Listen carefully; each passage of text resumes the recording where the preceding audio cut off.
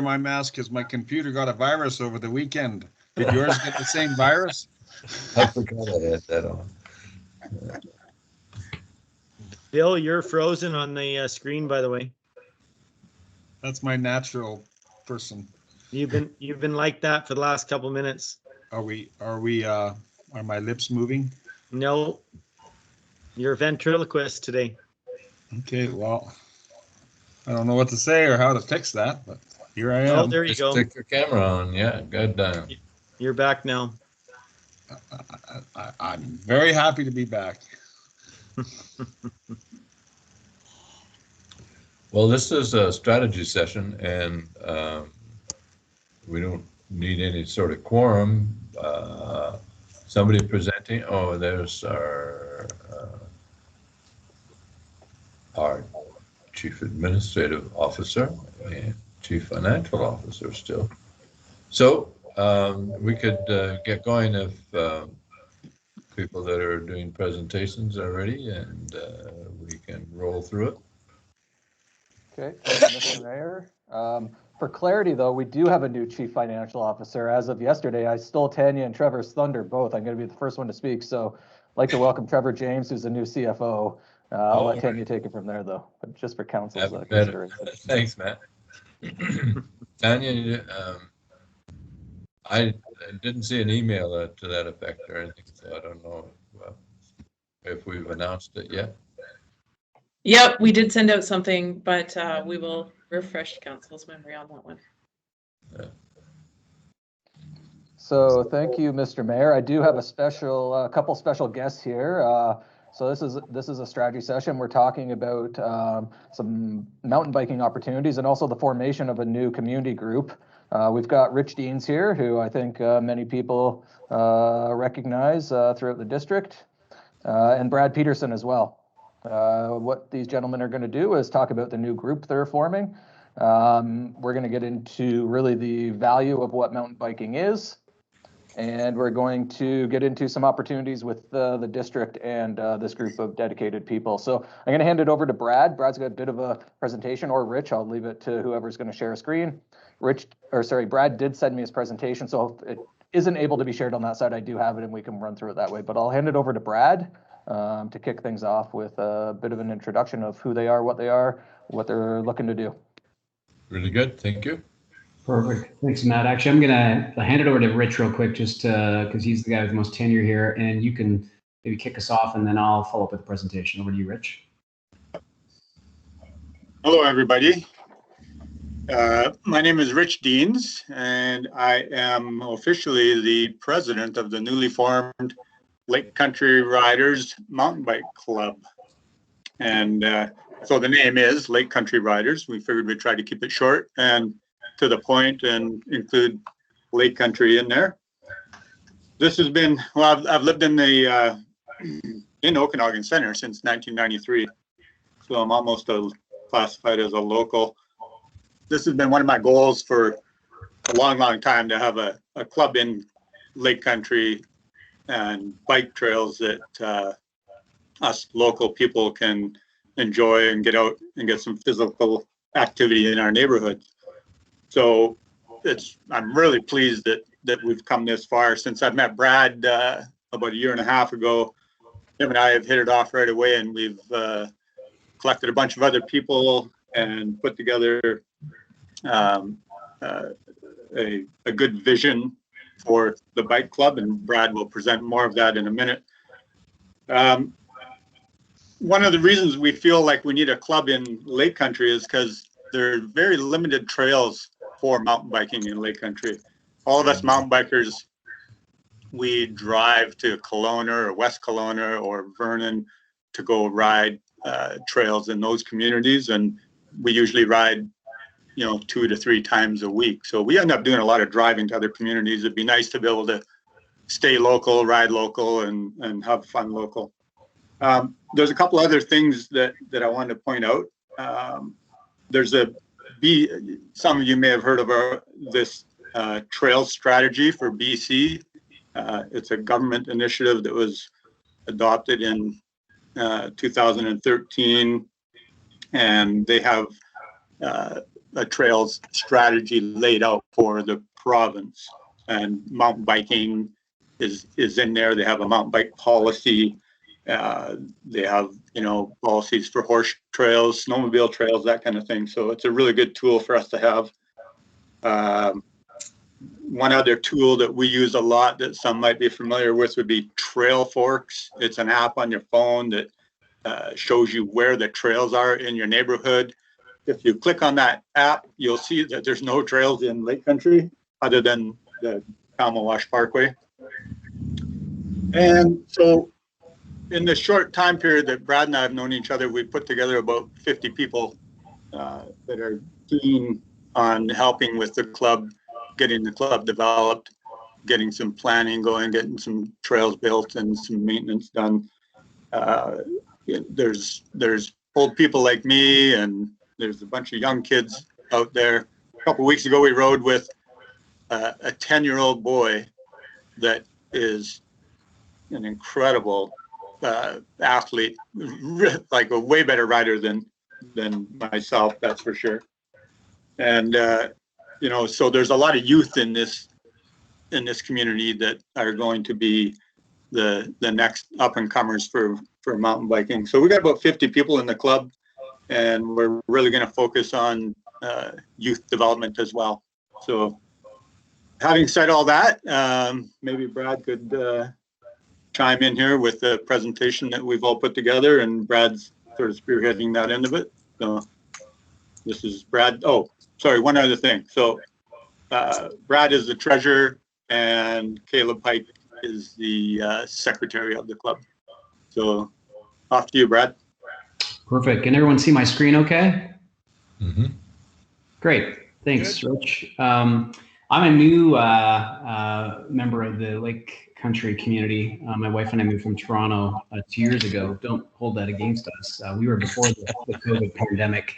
So, but while in Toronto, I was very active in the mountain bike community. I was actually on the board for IMBA Ontario, which stands for the International Mountain Bike Association. And we did a lot of trail development in working with Conservatory in Ontario and had a lot of success. But BC is Mecca when it comes to mountain biking. So really grateful to be here in this beautiful part of the world and having access. So forming this club is really a massive opportunity to take advantage of a trend. And there's a massive amount of people who are, especially through COVID, the pandemic, have been looking for ways to get outdoors and find ways to recharge, rejuvenate. And so it's kind of right idea at the right time. And as Rich pointed out, Lake Country has rail trails and hiking trails, but there really is nothing for a dedicated mountain bike enthusiast. And I'll show you why that's an important fact later. But just to introduce Lake Country Riders, who we are. Well, we're a community founded group. We're cycling enthusiasts, and we're dedicated to the sport of mountain biking. We really,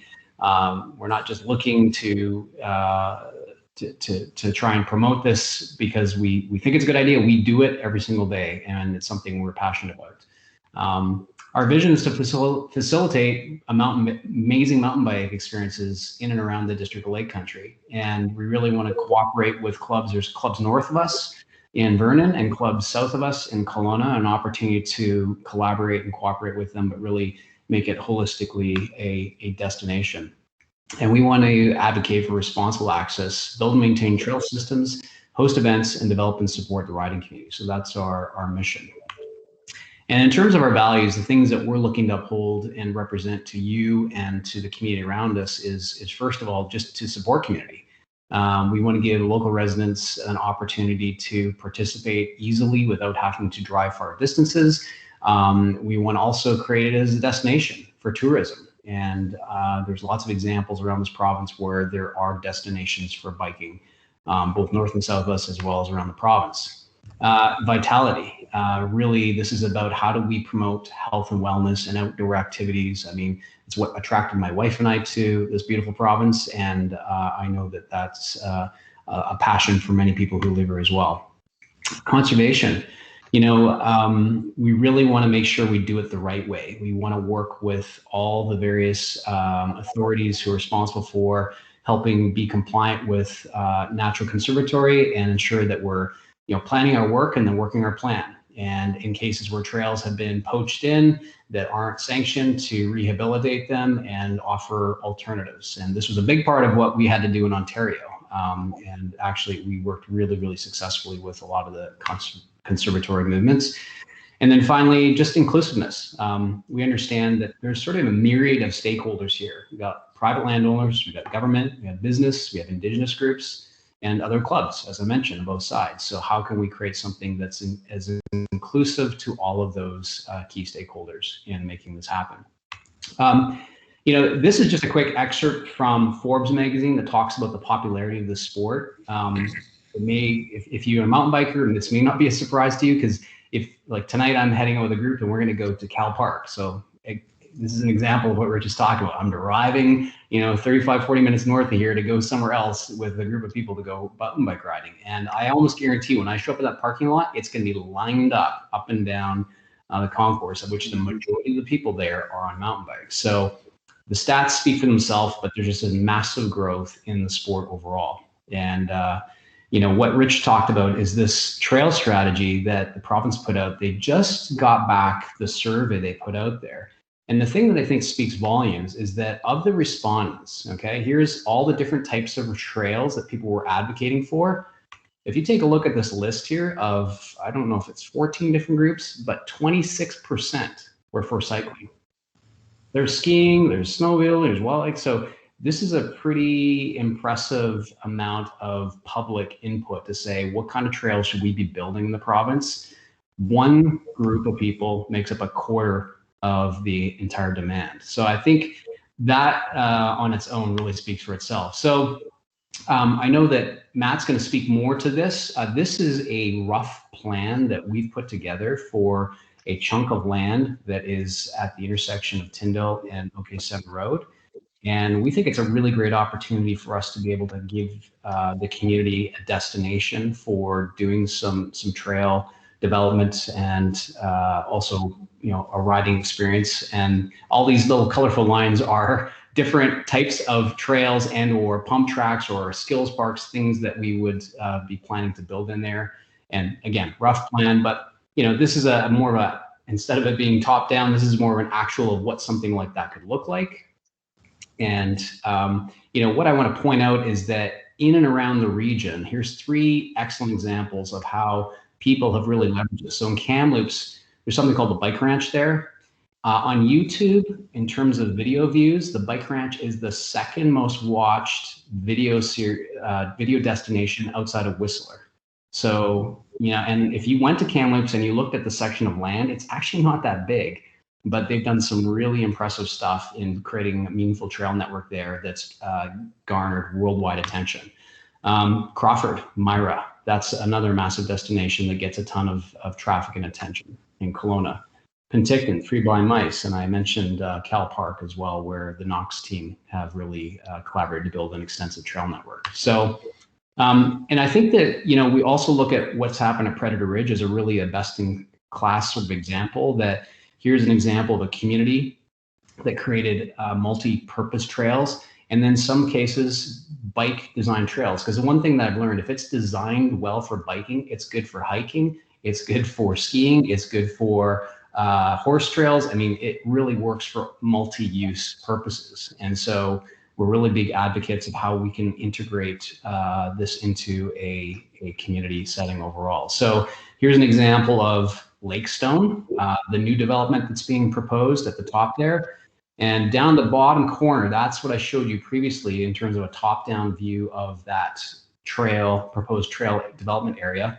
But, you know, to think about the possibilities of working with McDonald and potentially integrating something like this, we think is pretty exciting. So I think on that note, I will stop and have a pause for questions. Thank you. Anybody? Questions?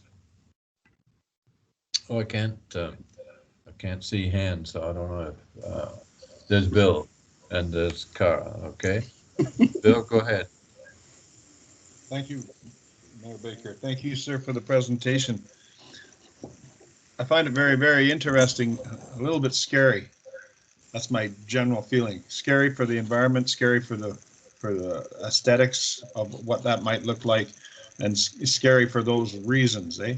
Excited for the health and the activity that it might bring into the community, and real excited when I heard you talk multi-use.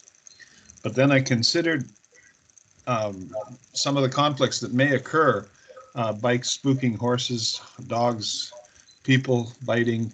What kind of experience to those other three areas that you showed us, what kind of experience have they had in the way of multi-use, or do they experience multi-use? Brad, I could speak to this. It's Rich talking here. If anybody in the group here online has been to Crawford, then they would really get a good understanding for multi-use. There are lots of mountain bikers in that area that use it. Lots of hikers, walkers, people with their families and dogs, and horseback. And yes, you know, on pretty much any situation you have, you will have some confrontations. But I've ridden up at Crawford for 28 years, and probably come across horses maybe a dozen times, and you'd be surprised. The horses and horse riders are very courteous, and the mountain bikers are very courteous. When we see a horse down the trail, all of the bikers stop. They get off their bikes, they move to the side, and the horses gently walk by. It's actually, in my view, I've never actually had a terrible confrontation on the trail, other than with a bear. Appreciate that part of the answer.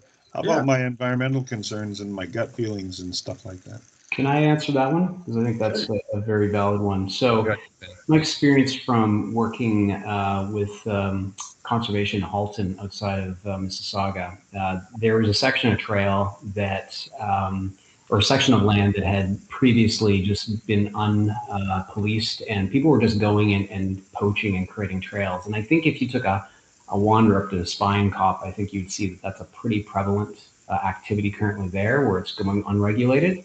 When we formed our club, we worked with the local conservatory. We became the official gatekeepers, and we worked with them to plan trails that were going to be active and decommissioning things that were no longer valid and restoring them. And I think a key part of what we present here is that we're not just going in to cut random trails. We'd be working with you to develop a plan.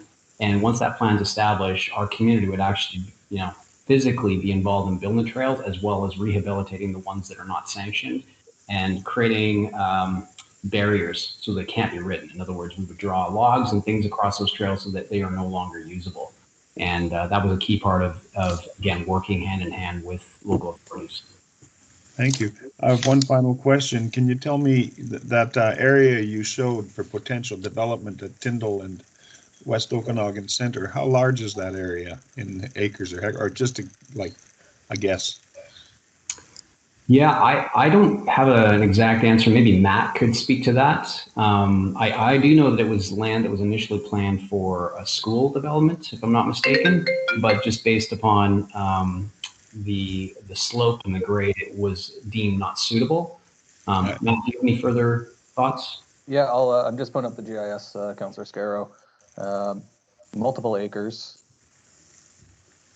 Just 1 second.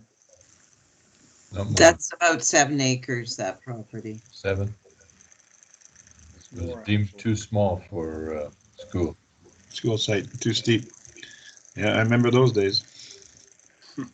Actually, the total area is just almost 15, so 14.85 Acres? acres, yes. I understand acres. I'm old. That includes, up near the reservoir, but yeah, it's the full, not just the flat part. So probably about 7 of it is flat-ish. The rest is contoured. Thanks, Matt, for your input.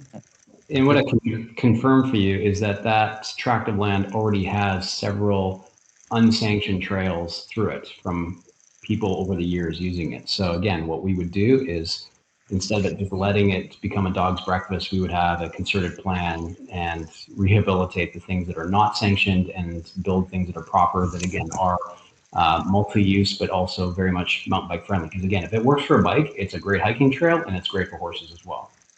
Yeah, thank you. Cara. Thank you. Thanks, Mr. Mayor. Thank you for the presentation. I'm an active user of Predator Ridge. I go up there every day. So I think I can speak to some of Councillor Scarrow's concerns. So Predator Ridge is a great example of where they've got multi-use trails that are designed for mountain bikes that go all the way down into Ellison Park and join up there. And they also have hiking trails. Yes, there are, times when you meet a cyclist and a cyclist meets a walker. It is a matter of choosing your time. I think there's a bit of give and take and an understanding, we don't go up there on a Saturday or Sunday because we know that's going to be a busy time for everybody coming out and doing mountain biking. And it tends to be more after work and the walkers are more before work. And whenever we've had encounters, it's always been respectful on both sides. I would say in preference to the rail trail where there is, I would not go there. I do not go there because of the conflict between the cyclists and if you are trying to walk your dog, because there's no bells on anything. And it's just, they just come up and they've hit dogs, and I've seen they've hit my dog and just drive off. And that's a very different response to what I've seen when the mountain biking community is interfacing with hikers. There's a lot of mutual respect as to why everybody's out there. The other thing I would say with Predator as an example is, and also Silver Star, which is an awesome mountain biking destination, is the trails are very much integrated into the landscape. You cannot see them. When you drive around, they're positioned in the trees, around the bushes. They do not have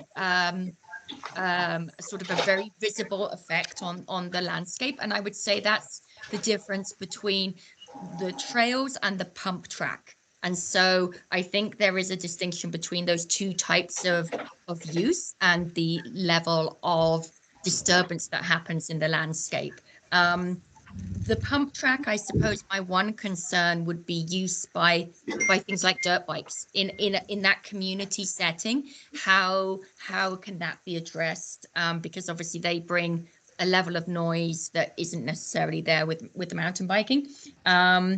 But I really like the focus on inclusiveness.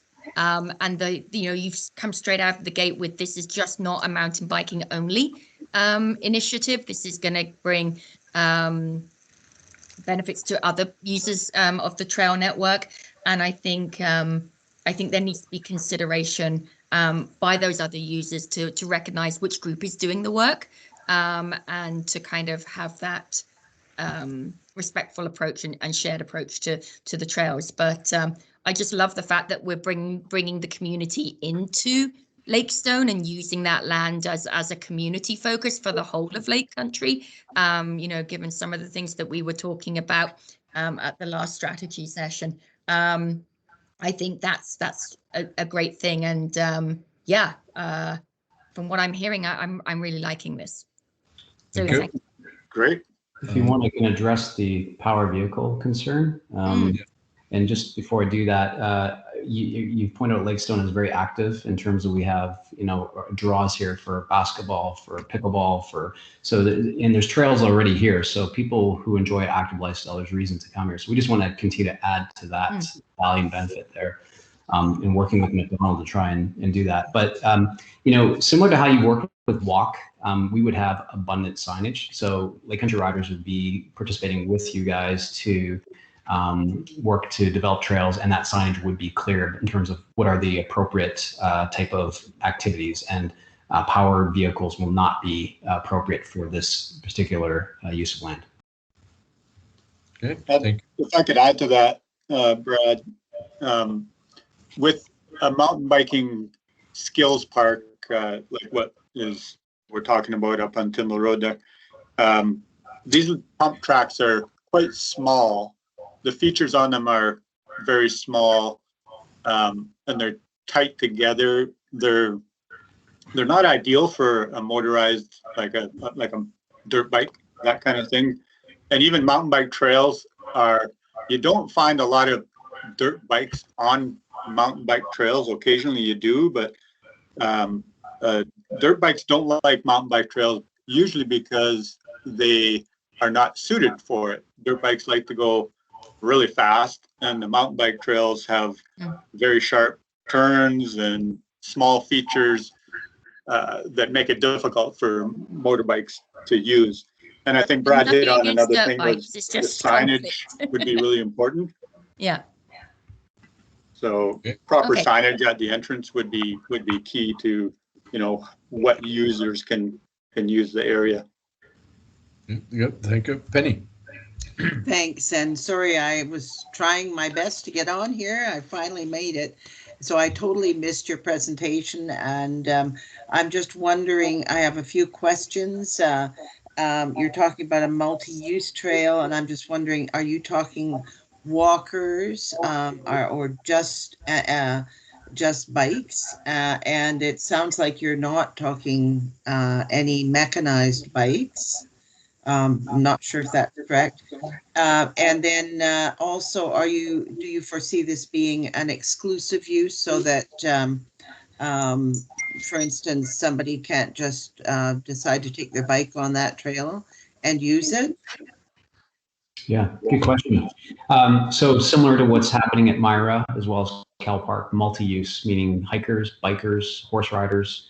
And again, what we've established, if you build a good mountain biking trail, it will work for those other disciplines where vice versa isn't necessarily true. I can tell you as a person who's tried to bike up some horse trails that go straight up a mountain, that's less good. But yes, we want to be as inclusive as possible. Oh, that's wonderful. That sounds great, because we don't really have anywhere for horses, and that is wonderful to hear. I'm pleased to hear that. And yes, I think bikes, I mean, I haven't been those other trails, but I have been on the greenery, the Greenway, and I know that they have, I don't know if you use those mountain biking trails, but they do appear to be really quite good. I do know that just the ones I've been around North Van there, they have some wonderful trails in there. And I think there is an interest in having like challenging trails. I expect that's what you're talking about too. So the steepness might not be a problem. Yeah, no, I think that's a great point. All the trails will actually be signed and will be rated. So they'll be beginner, medium, advanced in terms of the level of difficulty. So no one will go in and have a surprise, and someone can make a conscious decision in terms of what they want to descend. The up tracks will be everybody's. It'll be the same use for hikers, bikers, or horseback riders, because they'll be built, designed to make ease of ascent up a mountainside.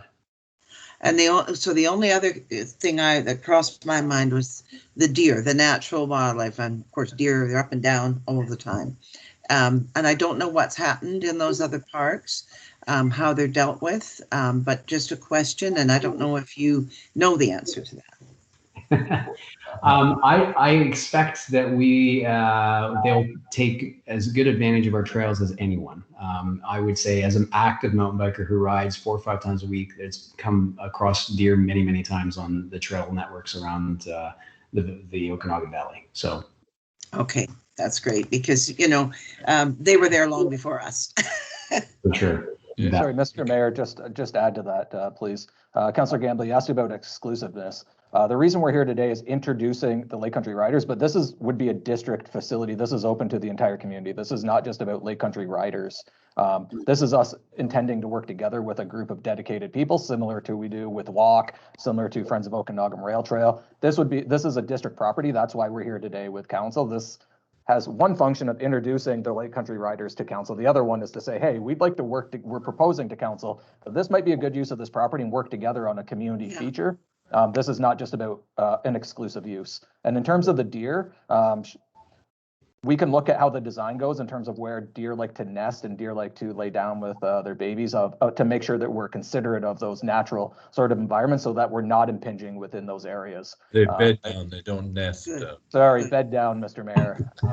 They're not a bird, correct, thank you. So yes, we can look down where they bed down, and Sean has a lot of experience in that area, and we'd look at that hillside based on those conditions as well. Well, they do like to frequent thickets and places like that. Up there. Yeah, thank you, Mr. Mayor. And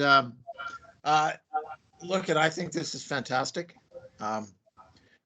Having someone from the community bring this the way that you guys have presented this and brought it forward is excellent. You know, I would venture to say that your community is pretty large. I would think it's bigger than pickleball, probably slightly smaller than youth soccer, maybe as big as youth soccer, but it'd probably be, you know, once up and running, more people in the community than probably any other user group around. You know, because you embrace everybody from people as old as Rich, sorry, Rich, you know, to kids. Challenge accepted.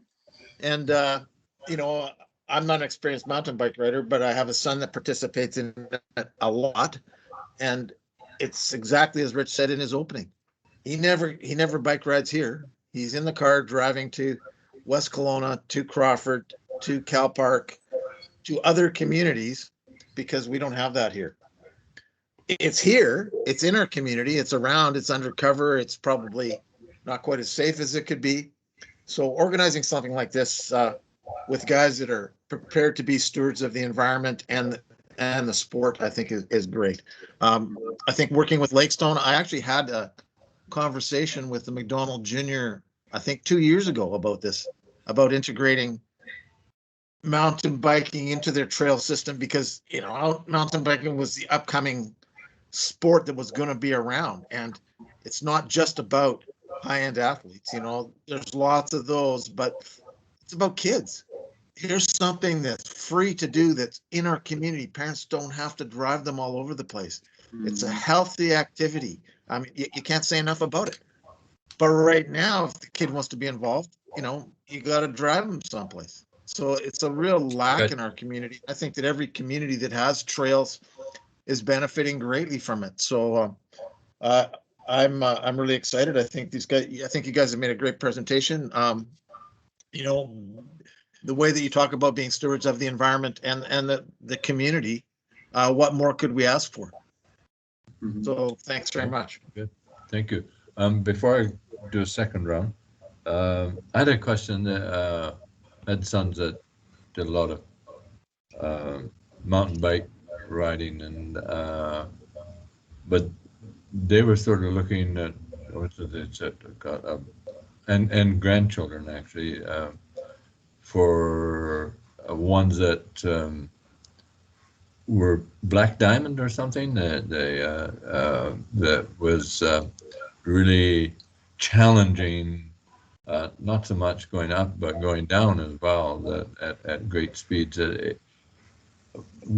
Is that integrated into a community? I mean, I think that they were mostly at the Big White or Silver Star that they would go to do some challenging daredevil things. And when I saw my grandson who had a pro camera on his head and then was flipping down over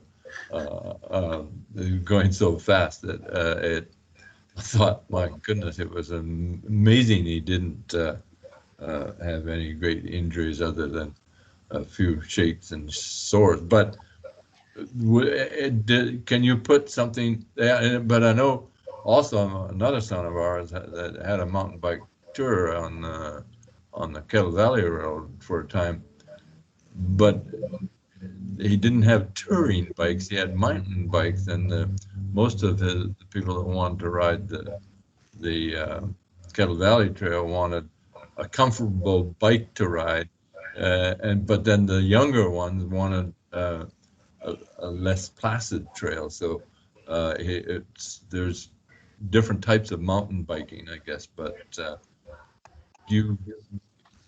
if you're inclusive, are you constructing something that does for all of those age groups? Yeah, that's a great question. So in terms of skill level, the plan would be to have very similar to a ski resort. As you pointed out, there's easy, medium, difficult, and it would be well signed so that people would know what they're getting into.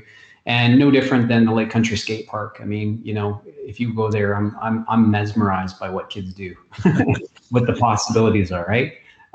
So you give kids the opportunity and imagination. Rich mentioned we did a ride with our Lake Country riders. It was a very COVID friendly. We had our spacing all appropriate, and these kids showed up, 9 and 10, and this kid was wheeling his almost the entire ride on one wheel at 10 years old, and we were just mystified. But again, we want to give people some reason to be here, because if we just dumb it down to something that's not that meaningful, they'll just go elsewhere. So if we can create something that has something for everybody, knowing that people will pick appropriately based upon what they deem as their appropriate skill level, no different if they went to the skate park, they may do the ramp, they may do the rail, they may not. It's up to them.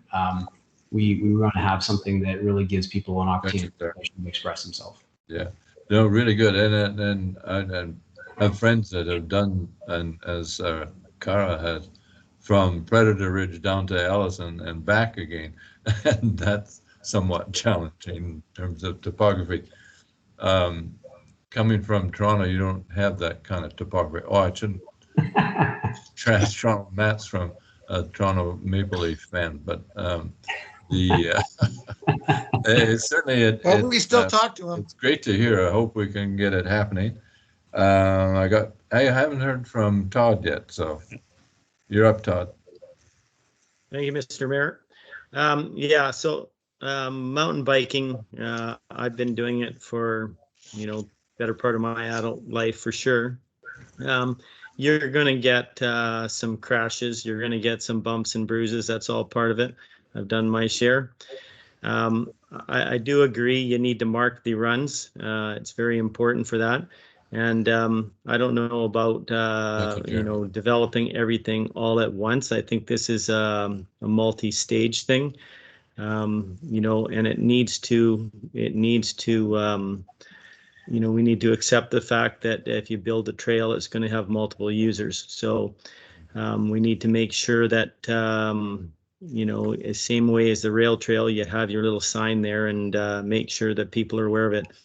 We already get a lot of conflicts up on Spine Cop, and some people don't think the motorbikers should be on those trails, and some people don't think the hunters should be up there, and so on.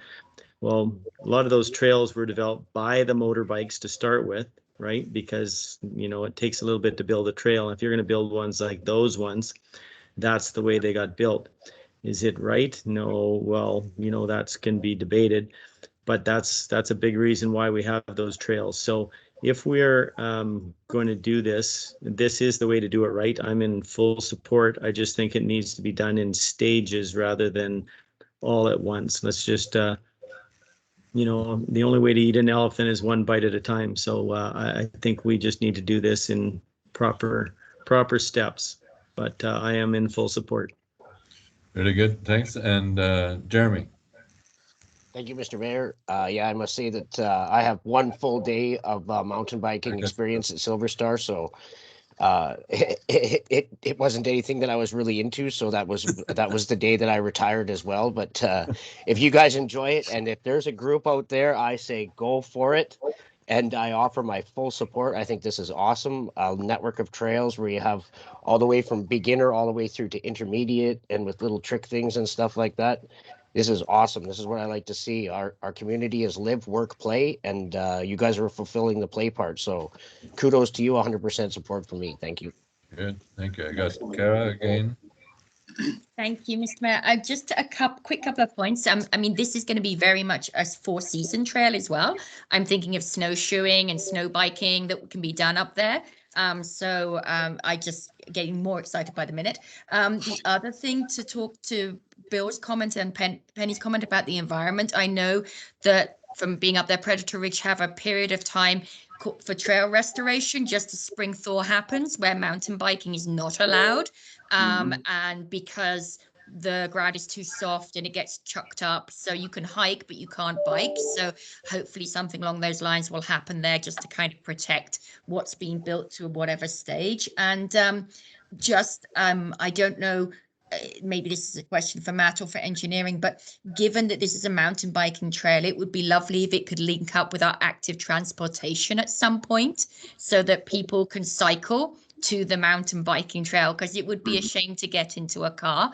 And I think we have that already coming from the lakes and down Osceola. So if this does take off, and maybe it's a future thing, is to look at how do we enable car-free access to those trails. I think obviously within Lakestone, it's pretty self-explanatory, but coming from further away and from some of those communities like the lakes, it would be lovely if we could get a safe way of getting kids there on their bikes.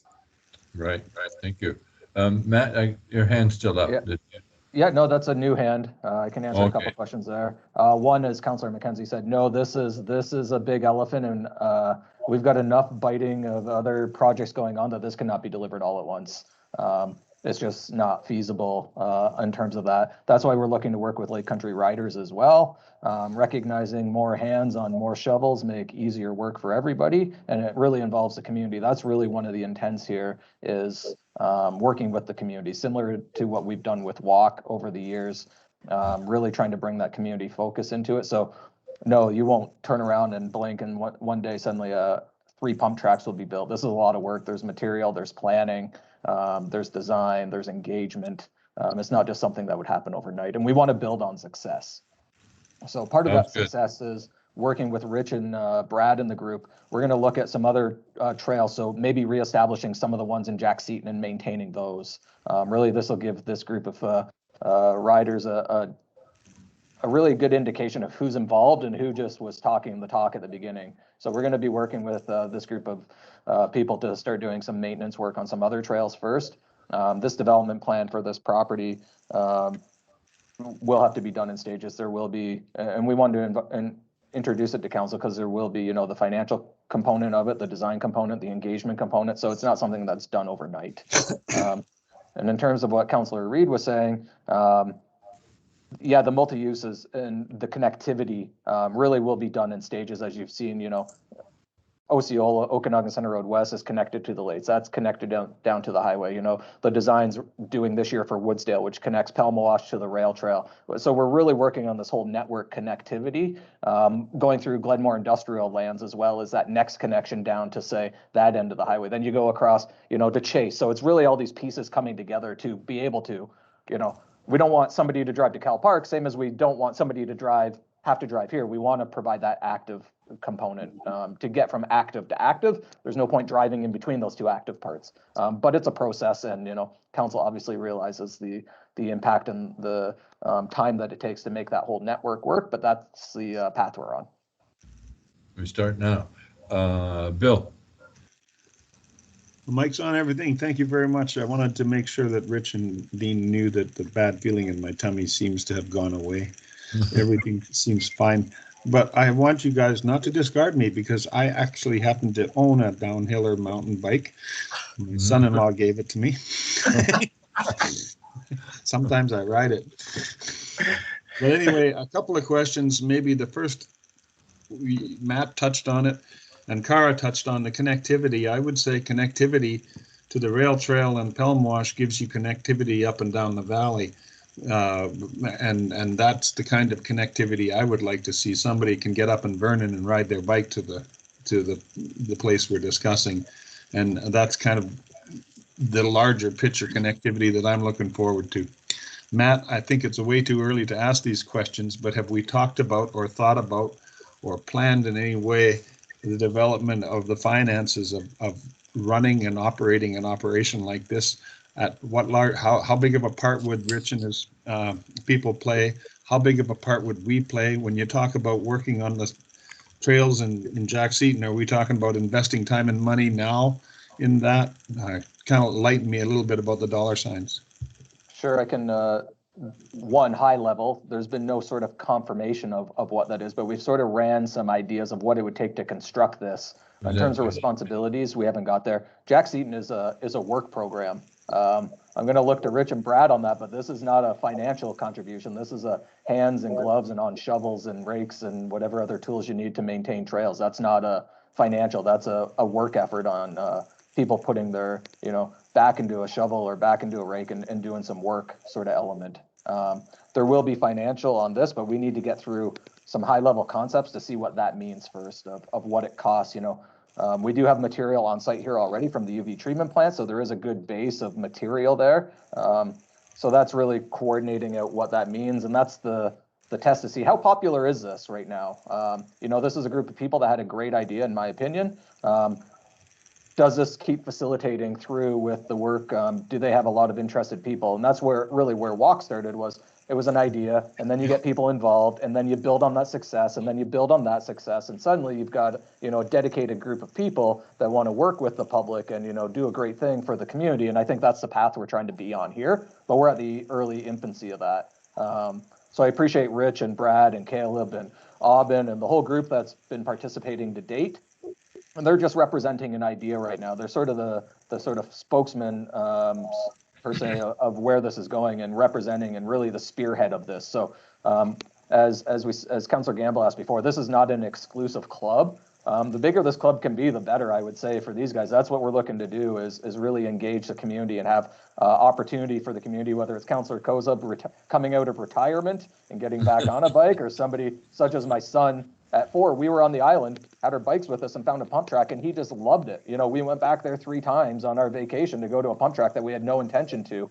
So it's really about that multi-generational, bringing in the kids, showing how this is like skiing. This is a lifelong sport. Where you can grow, and there's different elements for everybody, whether you're on, the magic carpet or, Sir Was at Big White, or you're going down Grizzly. Like, there's different things for different people at their whole stage of life, and it doesn't need to be exclusive for one group or exclusive for one type of person. It's multi-use and multi-talent. That's really the where we're going with this and the intent. Mm-hmm. Good, thank you. Blair. Yeah, thank you, Mr. Mayor. Yeah, Matt said a lot of what I wanted to say. Multi-use, multi-talent. You've got to have a variety. Ski hills wouldn't exist if they were all green runs. They also wouldn't exist if they were all black runs. You just have to have that across the board. If you want to attract people, then you have to provide that variety of things to do. And what I really appreciate is here's a group that's come to us. And, they may be wanting some money down the road, but they're not saying, give us some money now, right away. They're saying they're prepared to do work and put the sweat equity in. And we haven't seen that for a little while. And so I really applaud that. And, this is about improving the quality of life in our community. Right now, we're missing an aspect that is probably one of the fastest growing, biggest sports around, but we don't provide anything in Lake Country. And, there's a couple of sports that we don't provide for. And quite frankly, we've got to find ways to do that because those are needs and requirements. And that's what makes people's lives better. Filling a pothole doesn't make somebody's life better. But having a great new mountain bike trail or a pump track or something makes a lot of people's lives better. And I think that's what we need to strive to do. So. Really good. Thanks very much. Brad, you have your hand up? I do. I just wanted to. So thank you, Blair. I appreciate that input. We, as somebody who's been building trails for, gosh, I'd say over 20 years, the one thing I've learned about the mountain bike community is that they actually are very passionate about building and then riding. And conservatory. So just to affirm that we are not just showing up saying, hey guys, build us a trail network.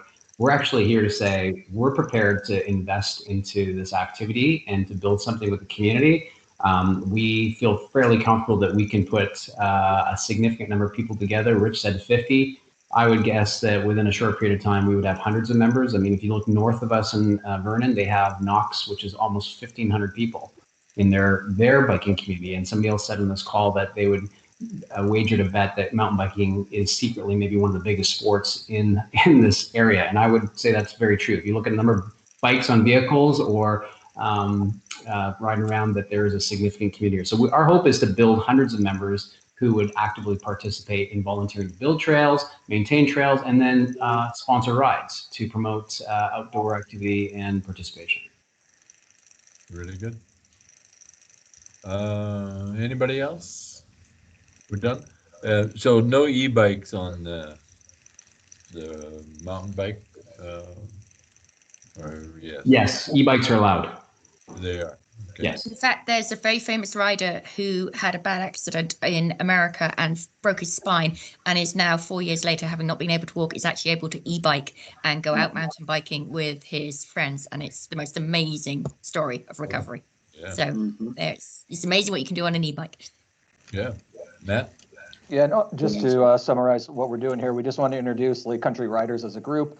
Look to council for future planning, saying, is this an appropriate use of this land? And shall Steve, Sean, Rich, the parks team and Lake Country Riders put more time into this? Or does council say, yeah, please don't waste our time or your time doing this? So that was sort of the confirmation. And unless I was not paying attention at all, I heard confirmation from council that, yeah, let's continue to see what this means for this group as well as the community, and build on that and see where it takes us. Not just let's see, get it done. Let's get going. Yeah. Okay, that's even better. Sooner the better. Is there any chance Lake Country Bikers Association can help us find a new school site? We'll build you a trail to it. We seem to be missing one. Yeah, we'll create a trail to get it to you. Yeah. There should be more kids riding their bikes to school too. But, Matt? I'm looking forward to getting Jeremy his mountain biking badge for his Cub uniform. You can borrow my bike. Okay. Actually, seeing you guys talking about this pump track stuff or whatever it was, being a water quality guy, that piqued my interest. What's this pump? What's this pump all about? Is it a centrifugal? Sit down, Jeremy. Is it a centrifugal pump? I guarantee if you get on that pump track, you'll be sweating in about 5 minutes. I'd like to say it's been a pleasure meeting all of you people. Well, again, for most of you. And we really appreciate you guys taking the time to hear what we have to say. And I think we can really look forward to working together in the next few years to come up with a really good plan for developing mountain biking in Lake Country. So thank you very much. And we appreciate that you never once mentioned pickleball. I'm not old enough to play pickleball. Inclusive sport with a lot of volunteers are eligible for a lot of grants from various levels of government, including municipal. So we'll like to see what kind of costs we're looking at and where we can chase some grants, or have you chase some grants to help it come to fruition in quick time. And nobody else, then we should get on to Jeremy's love of his life, water master plan. Thanks very much, Rich and Brad, and we'll be working with you a lot. And there's Kyle gonna take us into the next agenda item. Thank you, Mr. Mayor. I'll just be handing it over to Jeremy, I thought. No, I just realized he's wastewater, not real water. Yeah. Well, I can treat anything, even compost. This is a bit of a tough act to follow, talking about mountain biking, and we're going to talk about a master plan. So I'll do my best. So let me pull up my presentation. I'm enthusiastic about the water master plan. Oh, good. We all are, Kyle. Well, I think I have. Can everyone see this? Yep. Yep. Okay.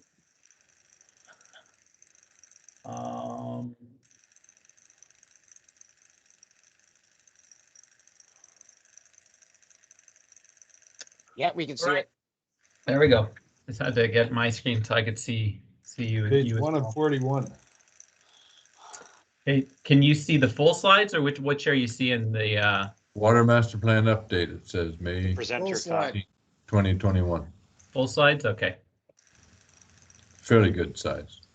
Yeah, so purpose of this presentation is to give an update to council as to where we're at with our water master plan. Since we last met in November, we have had 2 strategy sessions with the steering committee, and then also have met also with the Water Service Advisory Committee to review the content that we're presenting to council tonight. I have, it'll be myself presenting for a good portion of the beginning of the presentation. Steve Brubaker, our lead consultant on the project, is on the line with us, and he'll hop on and go through some of the technical stuff around the water moratorium and some of the other work within the master plan. Then when we start to talk a bit about our communications plan and how we're going to go to the public with it, we'll actually turn it over to Ruth. So the presentation overview, we're going to talk a bit about the document's intent, and which is basically an update to the 2012 master plan, where various opportunity for input is from our various stakeholders, council, the steering committee, Water Service Advisory Committee, and members of public. We're going to go through our water availability analysis, particularly related to our upland watersheds. Going to talk about the OEM water moratorium, a water main extension past 10th Street down in Okanagan Center, and the water master plan communication engagement strategy. So the plan's purpose is essentially an update to the 2012 master plan. We're looking to summarize the water system priorities and objectives for the community, hoping it's aligned with the OCP and council strategic plans. Just so council. I don't think your slides are advancing.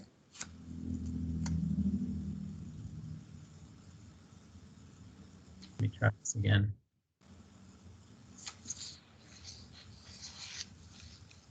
Yeah, it shows page 1 of 41, and then an arrow.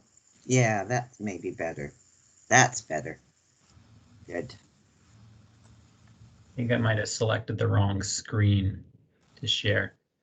Now, can you guys see the plan's purpose slide right now? Okay. Yes, yeah. Okay. So plan's purpose, summarize the water system priorities and objectives for the community, hoping it aligns with the OCP and council strategic plans. Typically how the process flow in these type documents work is the OCP essentially sets our master plans.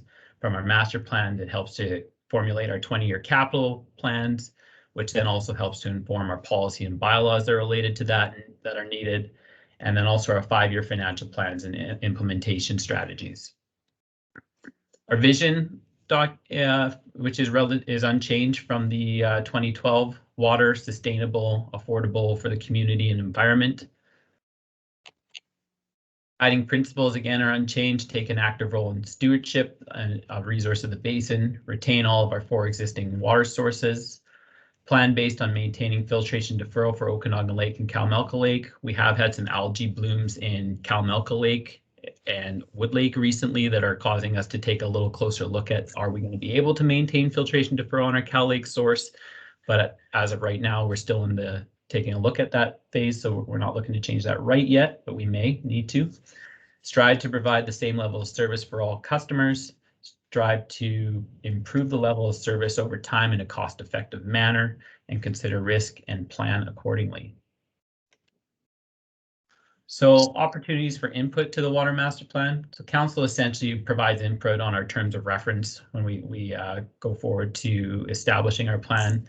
Council in this scenario established a steering committee to look at providing strategic direction, and also council has the final approval and adoption authority of the document. The steering committee supports broad thinking, provides strategic direction, communication support, and issue resolution. We've met a lot with them. Our steering committee has been very valuable in this process thus far in going through the issues. Water Service Advisory Committee, resource for council and the steering committee as key issues are discussed at various meetings. And then also the public through input and various engagement activities, which we're going to get into here shortly. So where are we at?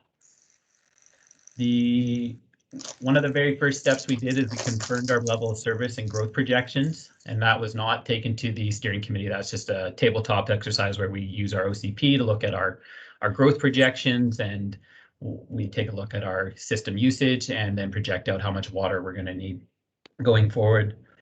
Carrs Landing servicing review, we reviewed with council in November, also with our Oyama Creek servicing review in November. I do have a couple slides coming up just to refresh council's memory of those two servicing plans.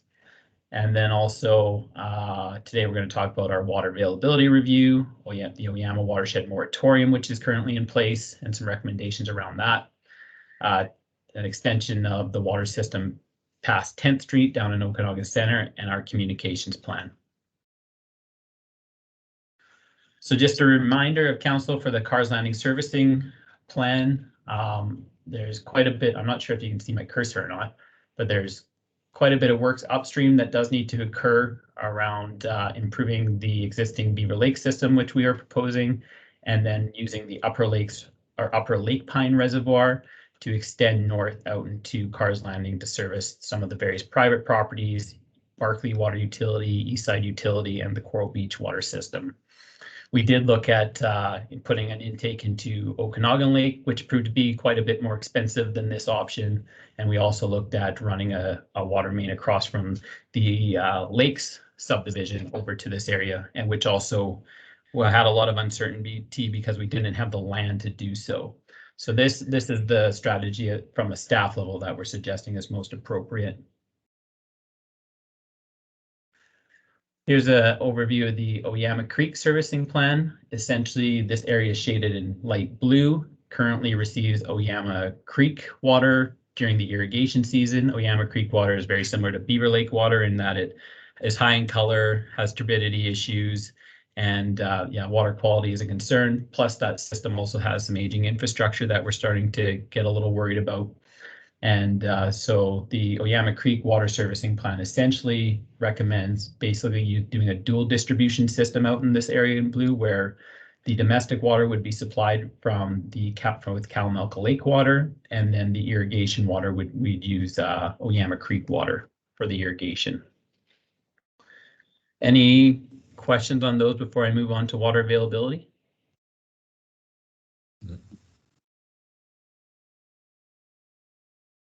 Oh, I see Todd's hand up. Or Councillor McKenzie. No, he's Todd doing strategy. So, So Kyle, I don't see any hands, but you want to refresh us go on ahead. that moratorium that you just mentioned? Yep, that's coming up in a few slides. No, Are you okay with waiting until then? Yep. Actually, Yeah, no, I just, you you seem to pass over it, so I just want to make sure you expand on that one. yeah. Thanks. Kyle, we had some questions following the November review on the Carrs Landing, on the pricing and the impact it has on Coral Beach. Are we going to get an update on that and the communication strategy around it? Yeah, actually, we did meet recently and talk a bit about Coral Beach's portion, and essentially, it's something that we'd have to bring to council and to discuss about what would be the option you'd prefer out there. Is that something that we pay for through increased rate structure on those users? Is that something the other user groups council thinks should have to pay for? Do we set it up as a parcel tax for that user group? So that's still a discussion to be had with council about the Coral Beach area. Okay, and is there a timeline for that discussion? Not currently. I don't have it yet.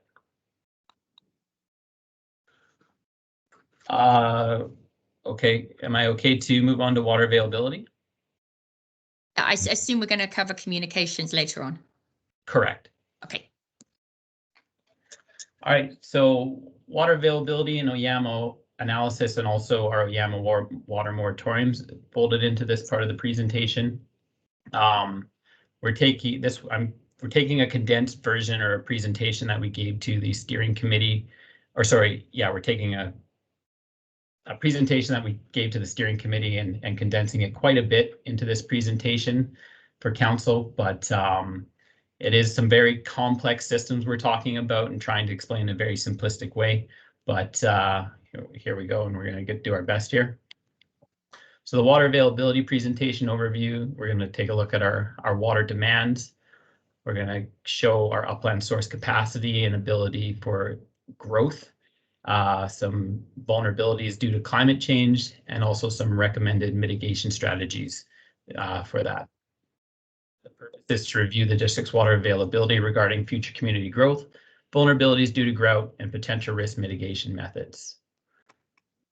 So here's an overview of what our system usage looks like over a year. This is all of our systems combined.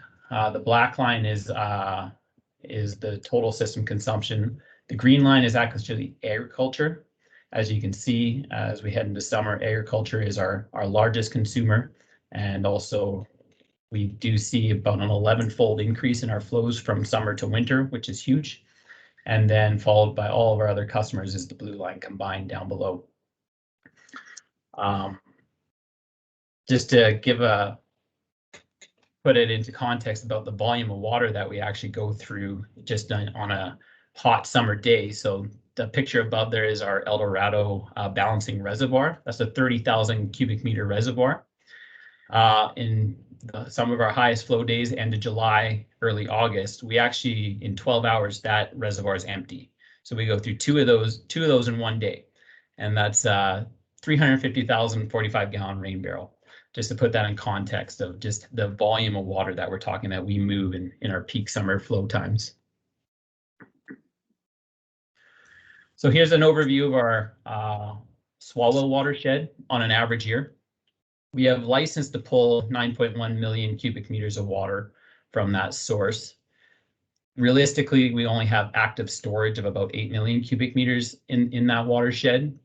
On an average year, we'll draw that down approximately 3 million cubic meters, and that's from July to March, and that's on purpose. July to March is when we actually start to dip into the reserves of that. Basically, March to July is when that reservoir is filling and overflowing. Our average consumption from July to March is about 2.5 million cubic meters on that system. And so we have a remaining active storage balance on a normal year of about 5 million cubic meters. So on an average year, we're been well positioned to handle a drought or even a multi-year drought with these volumes that are sitting up in those storage lakes. Another thing that should be noted also is that the district has the ability to pump Okanagan Lake water into our Beaver Lake water system, supplementing that source. So should we end up in a year where there's some scarcity, we do have that ability to pump Okanagan Lake, thus reducing the pressure on this system. Here's what it looks like with our projected 20-year growth. And this is including if Carr's Landing connects to the Beaver Lake system. So it's estimated it's going to add approximately 500,000 cubic meters per year in extra demand on our Beaver Lake system. And as you can see, we still, at the end of an average year, have about 4.5 million cubic meters of storage to access, again, with the ability to supplement with Okanagan Lake water in years of scarcity. Oyama Lake. Sorry, can I just clarify? I just got a bit confused with the numbers. You'd mentioned that this 20-year plan takes into account growth and then the inclusion of Carr's Landing, and then you mentioned that Carr's Landing will add the 500,000 to it. So where's the growth number? Because I can see the 500,000 attributed to Carr's Landing, but I can't see the difference in the usage due to community growth. No, the 500,000 is the 20-year community growth and okay, thank you. Yeah. So here's a picture of Oyama Lake Reservoir. Oyama Lake is slightly more vulnerable due to drought, and that's why there is a moratorium on it for two reasons. Primarily, the lake itself is not as large, or the watershed is not as large as the Beaver or Swalwell Lake watershed, and then also the area that contributes to that watershed is smaller comparative to the Swalwell side.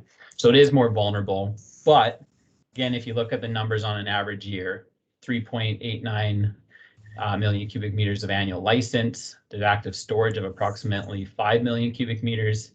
We draw it down from in July to March, about 2.2 million cubic meters. Use 1.2 million cubic meters of that in our system on an average year, and our remaining active storage is about 2.8 million cubic meters. This system also, though, we have the ability, not as high volumes as over with the Okanagan Lake and Beaver Lake, but we can use Calmelka Lake to supplement this system in years of scarcity to try to draw down, to try to bring those demands down if needed.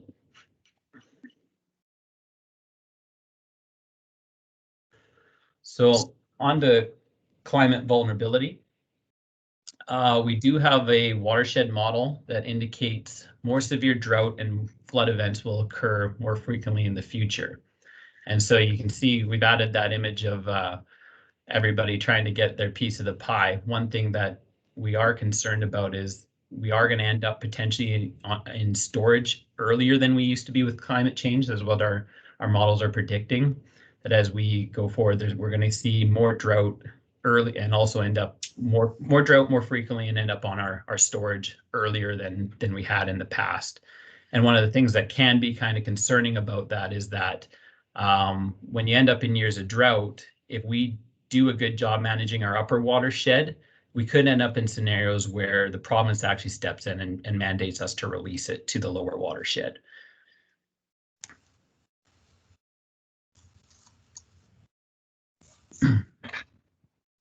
So here's what Beaver Lake would look like potentially in a multi-year drought.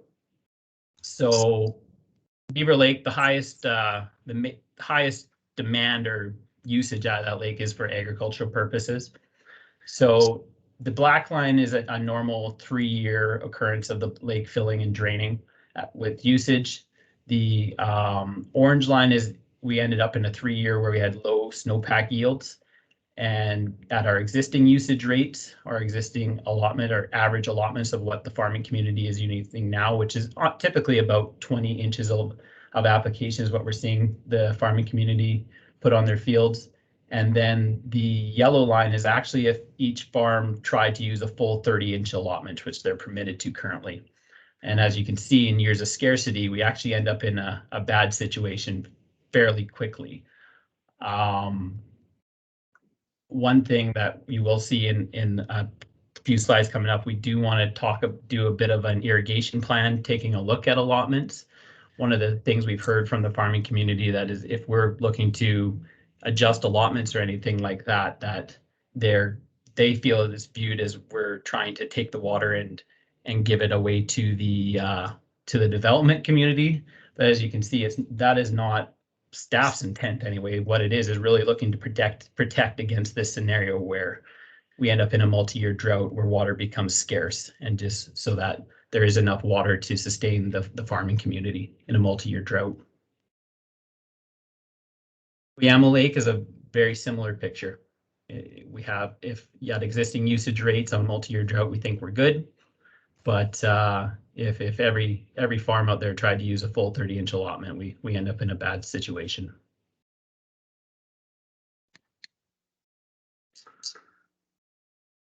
Before I move on to Oyama water moratorium, any questions? Good. Councillor Scarrow has his hand up, James. And can't see it. Yeah, I'm up here, James. Kyle, I just have one question, and it refers to the old Wood Lake irrigation pump house on the side of Wood Lake in the northwest corner there. Is that in any way available should we hit those challenging years? Is that in any way available to supplement the Cal Lake, supplement to the Oyama Lake system? Is it useful to us now, or have we pretty much mothballed it? Yeah, it's pretty much abandoned now and gone. That system had some really high iron content. That's right. And a lot of issues with it. So we'd probably be looking to, and it'd be a huge expense to go and try and reactivate that. It'd be better off to look at trying to draw more out of Calmelka Lake rather than trying to reactivate that well. Okay, the second question then is, when that yellow line on the bottom drops off the bottom of the picture, that means we're out of water.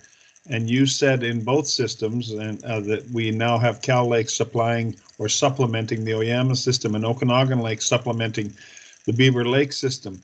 With those two supplementations, if they were occurring, would that line still go down below? It probably would not be as drastic, because just as that, we would start supplementing and we would be actively implementing water restrictions. So it would not be that drastic if we were managing and doing our due diligence, Which you will do. which we do absolutely. Thank you, sir. Councillor Gamble has her hand up. No, Mayor Baker. Councillor Gamble, go ahead. Thanks, and I appreciate the graphing and so on. I think you know, it's good to look at this, and I think that it's important to put it in perspective of, you know, the options that we have as a community.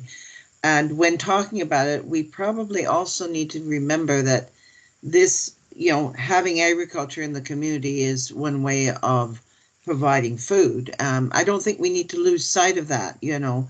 I do think that one of the things that might be important as we move forward over the 20 years is to look at informing new farming, the farmers that get into the community new, and just as technology changes, to possibly point these farmers in the direction of some of the new technologies.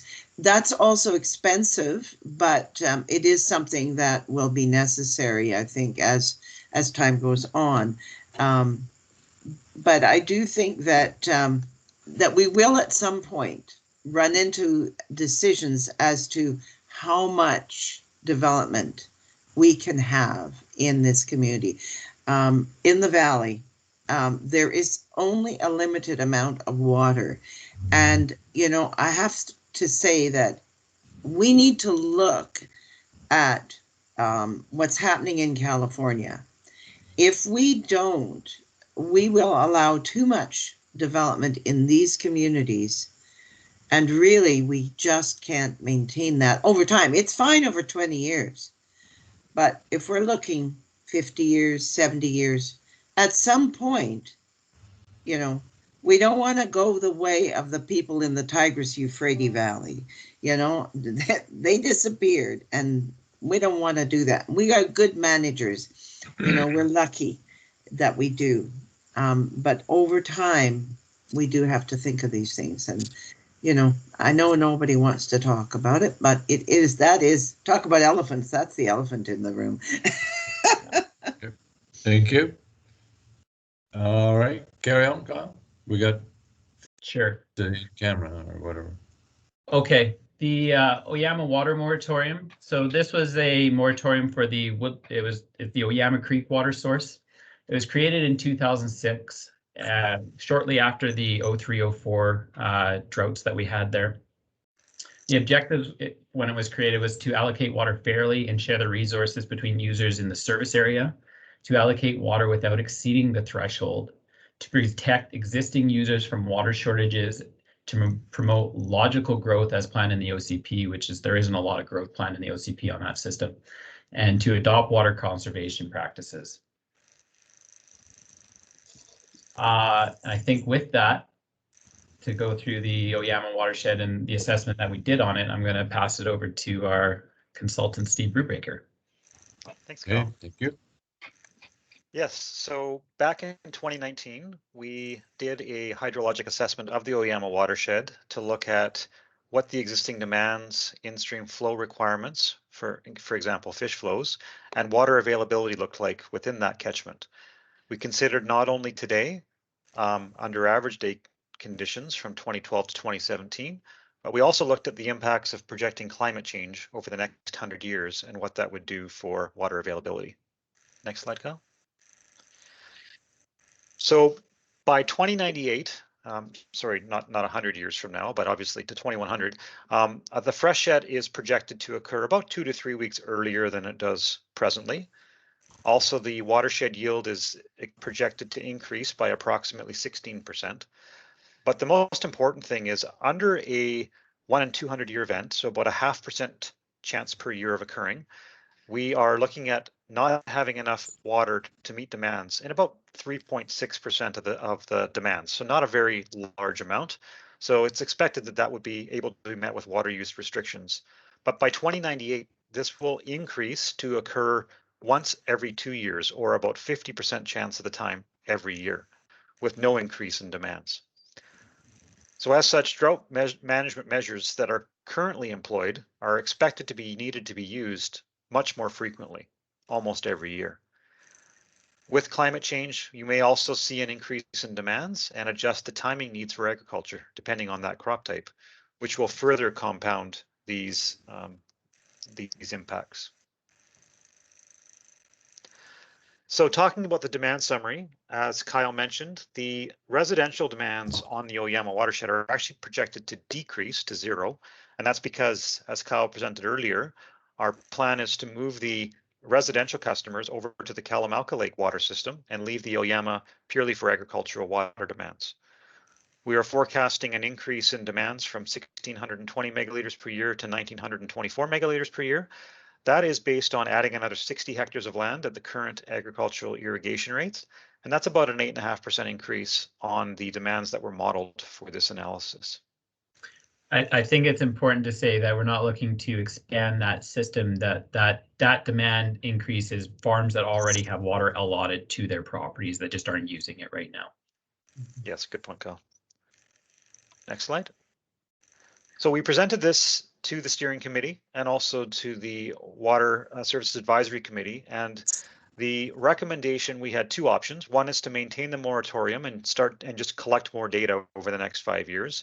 But the second option was supported, and that was to maintain the moratorium, but also complete an irrigation master plan to evaluate the required water demands and the impacts under potential future crop types and climate changes, and to determine the best way to go forward, considering updating allotments, considering conservation strategies, rate structures, and other things like that in order to work with the farming community to figure out the best solution that will ensure long-term viability for the future.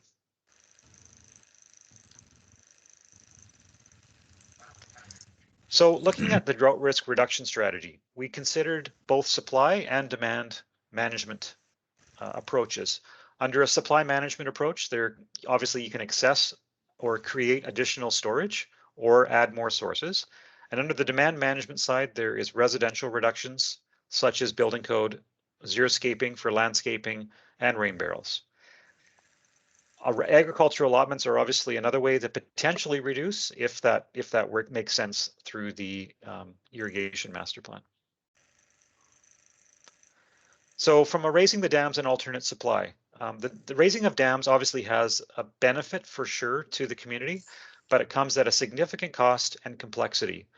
It definitely impacts environmental values, and it impacts surrounding land around those lakes. So it does require interjurisdictional collaboration, and it may be needed in the long term, but we don't foresee it currently being needed in the next 20 years. Groundwater extraction or reclaimed water to supplement the water demands during the agricultural season. As Kyle had noted earlier, there's a significant infrastructure and cost implications. If we're going with reclaimed water to a significant scale, we have to put a significant investment into the infrastructure for that. And it may be needed in the long-term future. However, there is ways to start thinking about that and thinking about it incrementally through the liquid waste management plan and integrating that with the water master plan. On the demand side, so building codes are obviously getting better to reduce indoor use, and things like xeriscaping is effective at reducing outdoor usage, but it's not currently regulated. So in other words, if it's done at development, having it in place forever is something that would require regulation like the city of Kelowna has. On-site storage, like rain barrels, have little impact overall, but are a good tool to reinforce the knowledge for the value of water. And finally, the agricultural allotments does require, as mentioned, an irrigation master plan to better understand and to ensure alignment and support from the farming community. Can I just ask, do we look at reuse at all, stormwater or wastewater as increasing supply? Yes. And I don't know if, Kyle, you want to speak to that, but I think that's being considered right now with the liquid waste management plan. Okay. That's correct. Not here. Well, it integrates into here, but obviously it comes from the wastewater treatment plant and taking the treated effluent and using it for things like irrigation. Okay. Penny? Yes, I just wanted to point out that while that is something that is considered in some countries, I know China, they do use that sort of thing. It is, I don't know how much they use it, but I know that I've heard stories. But what I think we have to remember is that most of the buyers of the, today in the marketplace will not accept any product that is grown with treated water from effluent. It is, and they, when you do your food safety plans, and we're audited for our tree fruit production. We're asked specifically, do we use manure on our crops? There's a very strict protocol around that. And if you use wastewater treatment, that is not permitted. So it's something that is, that's a bit of an uphill climb. Obviously, if we're dying of starvation because we can't grow anything, we're probably going to do these things. But in the meantime, we need to learn a few more things, because things like COVID, came from the fresh markets. We think in some countries, none mentioned, but we hear that, and we do know that there have been other viruses that have spread, indiscriminately from unknown sources, unexpected sources. We have to be really careful about those things. So I think to move down that road, we need some good science behind us, or we could get ourselves into some real hot water. Yeah, thanks. Kyle, you want to respond to that? Or is your hand up? I think Greg has his hand up. Oh, Greg?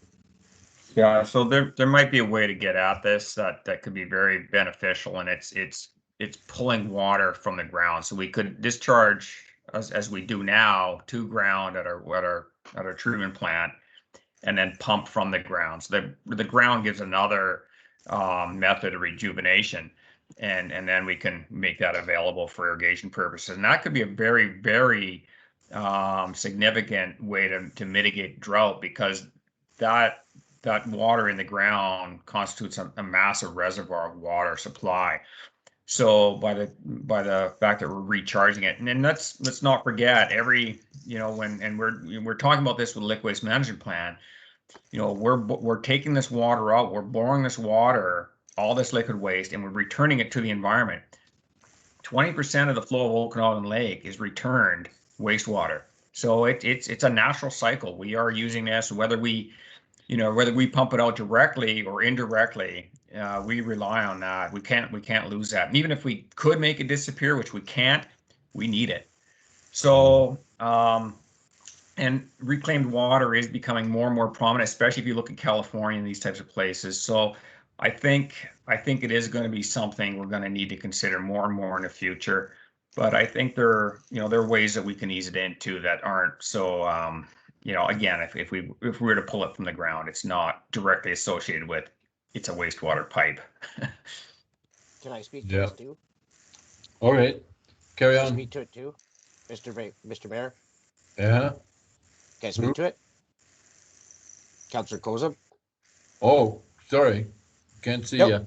That's all right. No, I Yeah, just wanted carry- to say as carry well on. too that Councillor Gamble is completely right in what she's saying, that you can't put reclaimed water onto primary crops, but you definitely can put them onto secondary crops. So you can spray a hay field, grow the hay, feed the hay to the cows, then butcher the cows. So there's that type of stuff as well too. The thing that really sold me on sending the water over to Okanagan Lake is that the pipe is going to be going directly through what is going to be our new industrial park. So as well, any sort of manufacturing or anything that would like to have cooling water, you can use reclaimed water for cooling water and for any other type such uses. Plus as well, if anyone was so adept and they wanted to put some microfiltration on it, they could microfiltrate it and use it for even more uses. But no, this is just the start of it. Councillor Gamble's right in part of what she's saying, but I just wanted to elaborate on it a little more. And this is what they're already doing in Vernon to a great extent, although the farmers aren't taking enough water, so they're going to have to look to do a little bit of dumping into Okanagan Lake here. Thank you. Yep. Good, thank you. On to the next slide, Cal.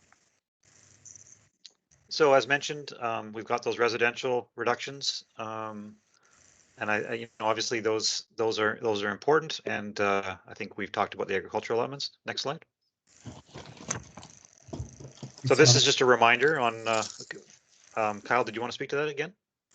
Yeah, sure. I think we just put the slide back in just to reiterate on just the volume of water that we're going through, and that the rain barrels are a great idea and a great initiative around the promotion of water conservation and education. But if we're looking at that as a solution to essentially save our bacon in a drought, it's not going to work.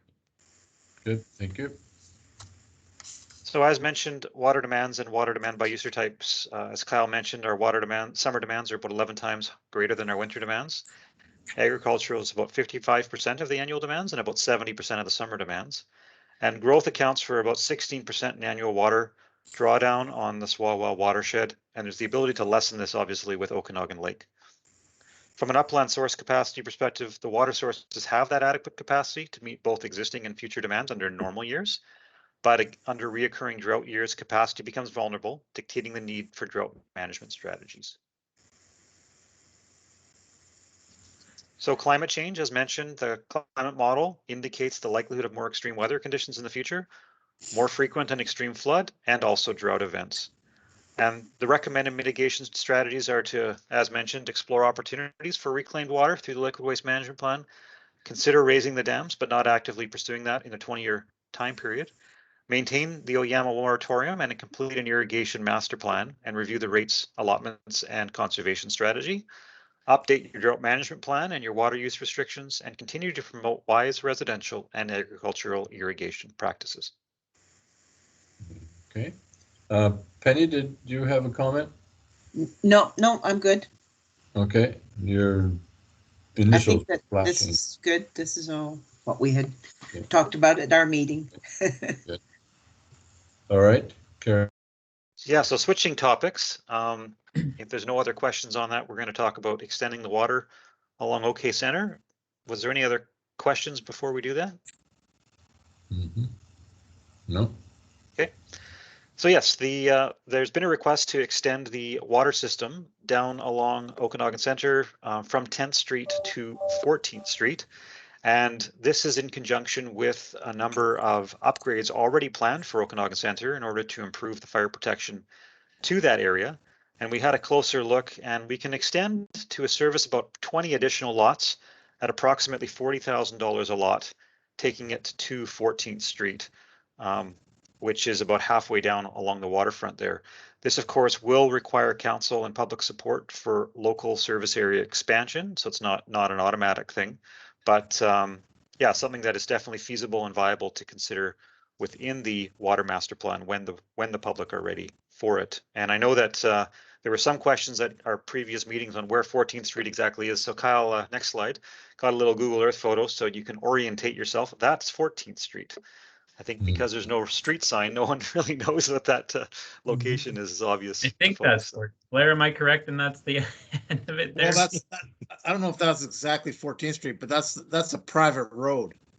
Yeah, and that's essentially up back there is the end of the service. That's area. what we discussed. Yeah, that's the spot we discussed it going to. That's Yeah. the last group of houses before you have the big long stretch to the south. Yeah. So basically you have contiguous housing all the way down right to this point. And this is kind of the end of where contiguous housing continues. Yeah, so that makes technically the most sense, and I also think financially as well, to end it here at this point. Okay. Kyle, back to you. Any questions on the extension past 10th Street before we move on? No. Everybody wants it. So just to give an update, and this is leading into a bit of our communication strategy, we did meet recently with the province to discuss Eastside Utility. Basically, one of the things we gave them was an update on that Cars Landing servicing strategy and where we're at. The province, through the rate structures of Eastside Utility, did help to fund a portion of this water master plan to create that Cars Landing servicing strategy. So it was important that we got in front of them and discussed it with them as a group. One of the things that was really key that we discussed about was confirm the level of standards. So whether Eastside Utilities or the Cars Landing area as a whole did choose to want to proceed with our proposed servicing strategy or not, the province wouldn't be looking to lower the standards for that system when it comes to the water quality, fire protection, and aging infrastructure. Essentially, those issues still would need to be addressed, whether that's through their rate structure or through extension of service and connecting to a district system. And really no cheap solution, no matter which way you look at it there. We're looking to align, we met with them, talked a bit about our communications and engagement. We're looking to align our communications along with education Eastside customers and considering whether a survey to better understand the needs of that area is appropriate. So as that kind of talks about communication, I think that's where I'll turn it over to Ruth to give a bit of an update. Great, thanks, Kyle. Good evening. Kyle, can you just go to the next slide, maybe, please? Great, good. So communication and engagement strategy is a key point. A lot of information here this evening. So and deliver it to the community so that it makes sense and it really addresses the issues that they're facing. So we, as a team, did meet, and we feel that timing is absolutely key to ensure the success of rolling this water master plan out to the community, and of course, getting their input. As most people on the call know, the liquid waste management plan right now is underway. In fact, we're going to be launching a survey starting tomorrow. So we feel that if we were to do the water master plan along with liquid waste management plan, that could cause a lot of confusion within the community, and that people will start intermingling the two issues together, or the two topics together. And that's something we just really don't want. Also, too, summer's not ideal for anyone for communications and getting people involved. So we really want to avoid the July-August timeframe. We want to make sure that as many people who want to participate are participating and getting engaged. So we'll look for the fall, likely when school's back in the first or second week of September, to start engaging the community master plan. And two, as Kyle talked about the Eastside utility final report timing, we really want to educate those on the system on the issues. And as mentioned, we'll look at launching really what users want. And most importantly, we really want them to understand what the issues are rather than being reactive and perhaps being negative or jumping to conclusions without that real groundwork being done initially. So timing is really key. And then, of course, with summer, we'll have staff capacity issues, and the COVID restrictions really don't help either. So just looking at all these factors, we just feel it's important to do this at the right time, and that being September. Next slide, please. So part of this strategy will see a lot more success if we include a separate communication and engagement plan for each ward. As brought out throughout this presentation, the issues are so different depending on where the residents live. So we will be, and we've already started, but really identifying what the issues, what the topics are, what the areas of interest are based on where residents live. So for instance, with Carr's Landing, we know there's the Moberly issue, we know there's Eastside utility, as well as what are the needs of that community. Oyama, we talked about the serving strategy with the dual distribution, very important and extremely different to what those in Carr's Landing are looking at. And then with Winfield, we know that water quality is a very important issue, whether they're on Okanagan Lake or Beaver Lake. So we're going to talk a lot about water quality. And then, as mentioned, the Okanagan Center, the small diameter pipe extension of service. So again, we'll be doing a deep dive into each of these wards, understanding what their issues are, and rolling out what we think the best timing will be to educate, get input, and then communicate the solutions moving forward. So that's communication. Just open it up to questions at this point. Anybody got a question, a comment? Just a comment, and that is just a comment on, in that communication strategy, hopefully there is some room to talk about like the needed upgrade of the old pipes in the system, that's an ongoing thing that's going to be happening over the years, because the system, started many years ago. And so there is that need to continually upgrade the asset as you would your house, your roof or whatever. It's that type of maintenance that is ongoing. Yes, absolutely. That's key. And we've had that communication through our education at the liquid waste management as well. Just really understanding what the issues are and why we're where we're at to be upgraded. So I like your analogy, Councillor Gamble, about it being similar to your home. If you want to maintain the value and enjoyment of your home, you need to put some money into it to upgrade it. So Yeah. the same applies here. Yeah. Okay, thank you. I have a couple of questions. Ruth, one, just for FYI, Moberly is part of Okanagan Centre, and I can see why it's grouped with Cars Landing, but it's technically in the Okanagan Centre ward, but just it's the other side.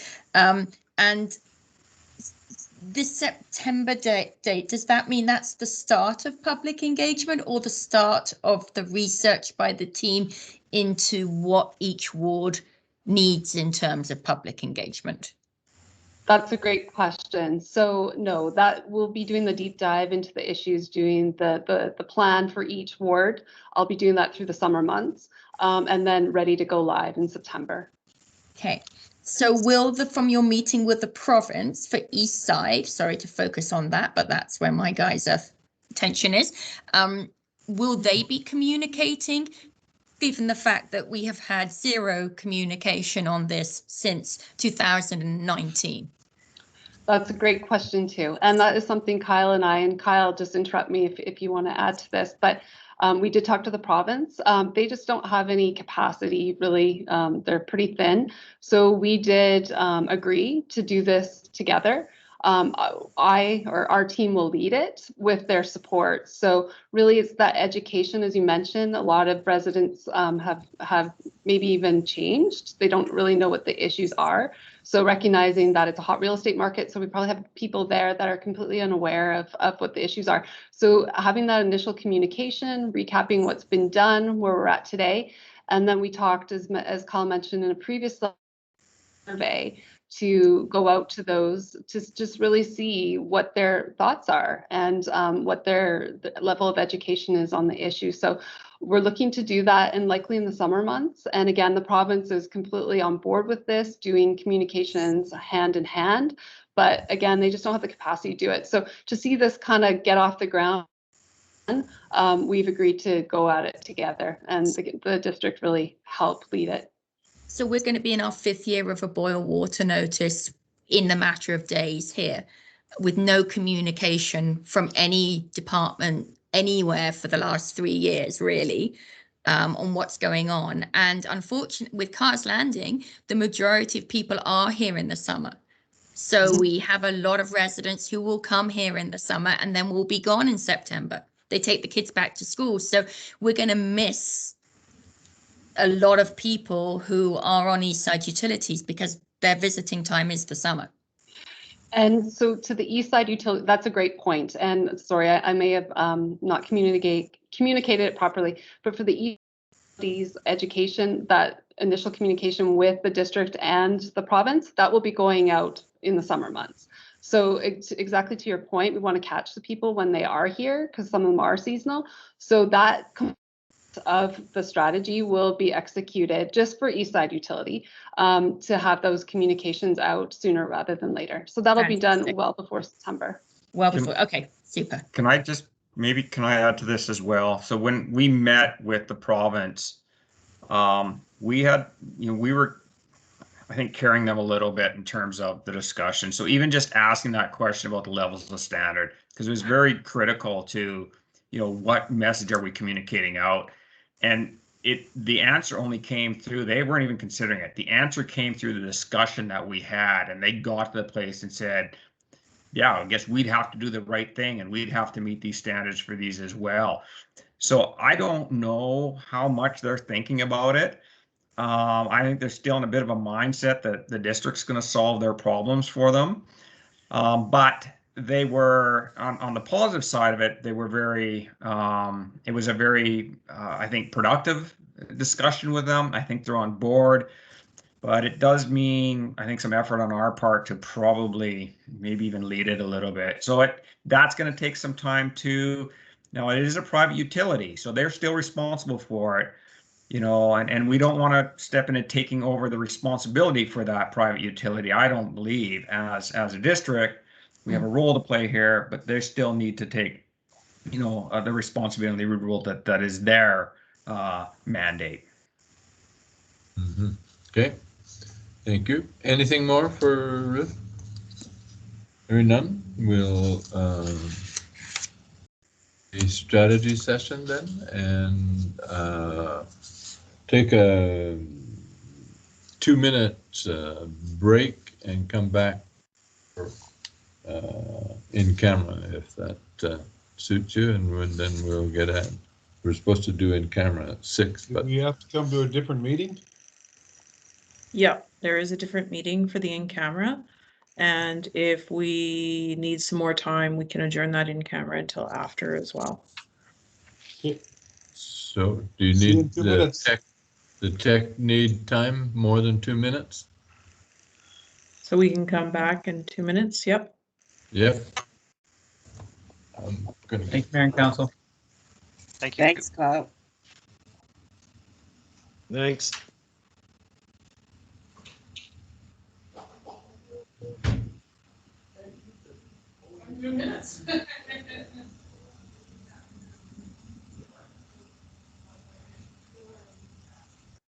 I leave this one?